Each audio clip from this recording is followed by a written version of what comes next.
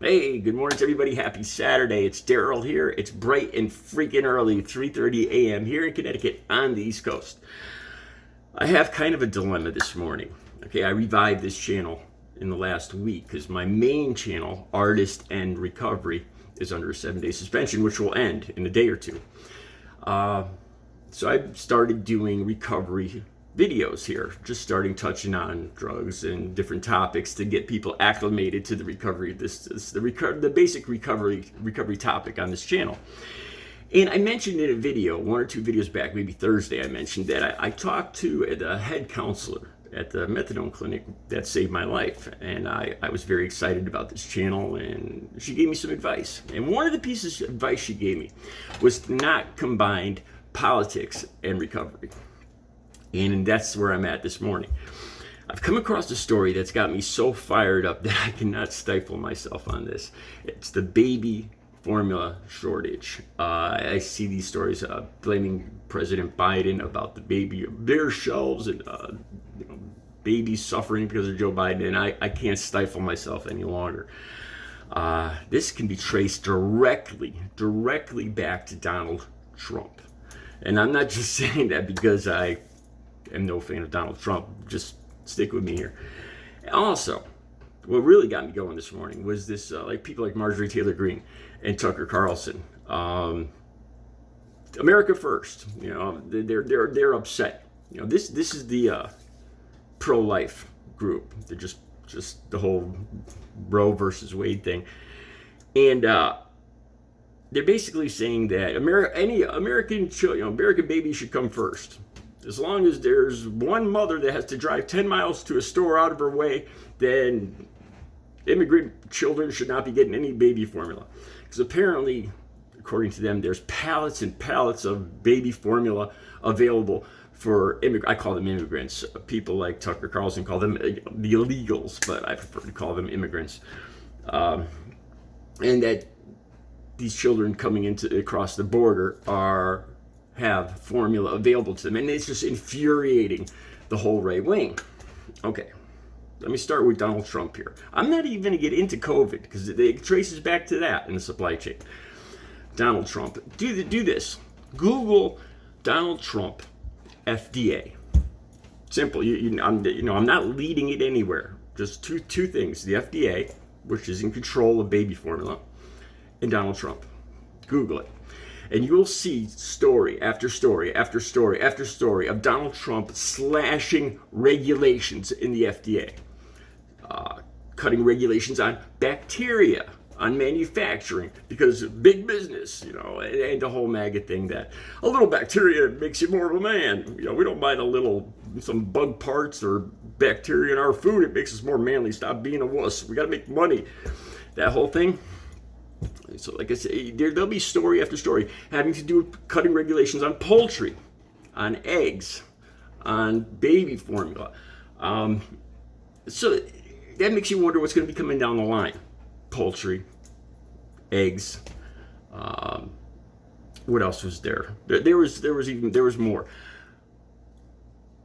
There's three main. America's has a tiny sliver of the overall production of baby formula in the world. The link will be down. All these links will be down below.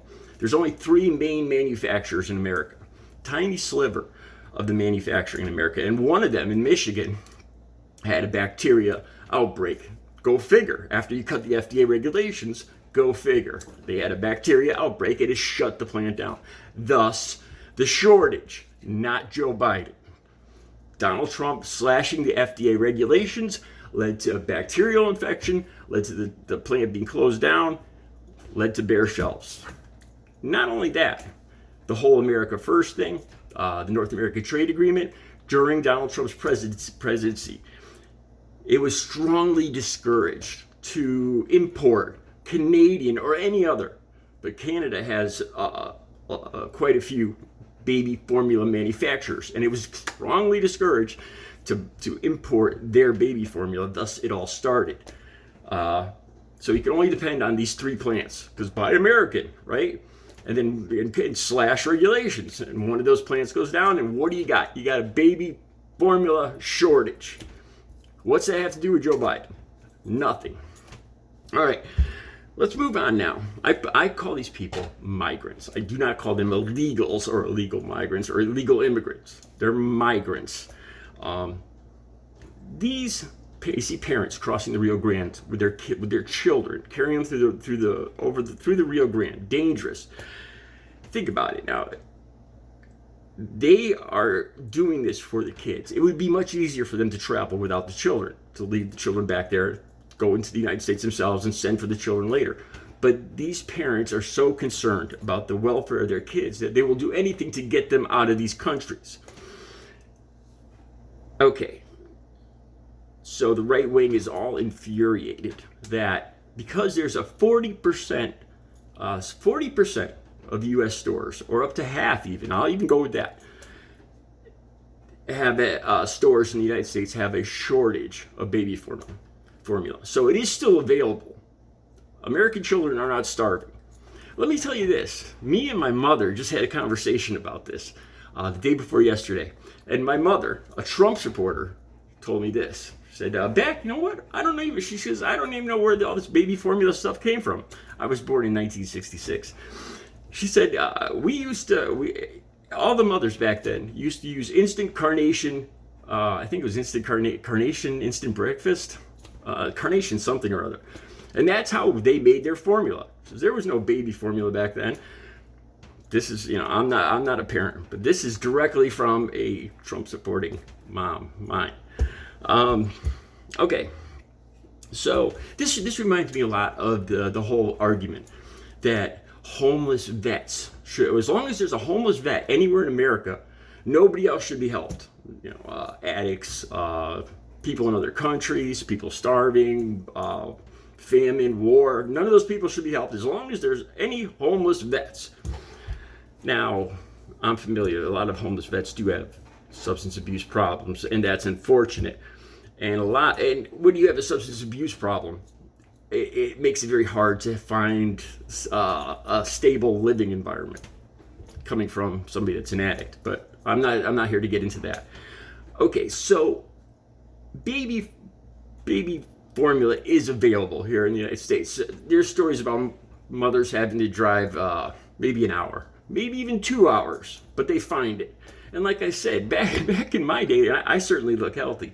Back in my day, there wasn't even formula. Now, this is a matter of need versus entitlement. Who needs it more? Not who's entitled to it just because they were born in America. This is another thing with the right wing is all the evangelical, the religious people.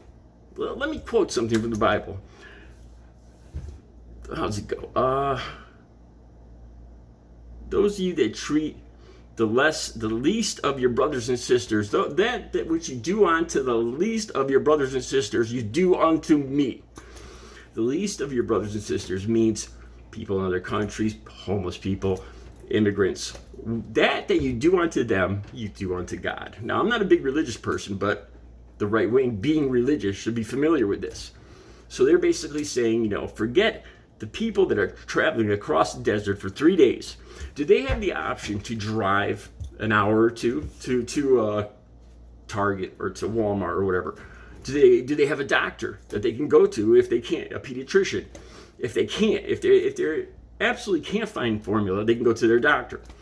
There's charitable organizations. There's safety net after safety net for American mothers, families, and children. These people crossing the desert, what do they have? Nothing. They are facing developmental issues at the very least, if not death, if they don't have baby formula. It's a question of need. So these right-wingers are saying, as long as there's one, and not to mention all the hoarding that's going on in America with these very same people. They have a closet full of baby formula, and they're yelling about illegal immigrants. Seriously. That which you do unto the least of your brothers and sisters, you do unto me. Like I said, the people, it's a question of need. The migrants coming across 3 days of traveling across the desert, traveling for 2 months from their home countries of Cuba or the Honduras on the road. There's no access to a Target. to their physician. They don't have health care plans, any of this stuff. They don't have charitable organizations. They don't have any of that. These kids are going to be starving once they get to the border. It's a question of need. I love the country. I love America, but people are people. Migrants and American citizens equal. They're both people. And it's a question of who needs it more, not who's entitled to it more. Those are my thoughts for today. Have a good Saturday. I'll be back later, and my channel, Artist in Recovery, will be back up by Monday.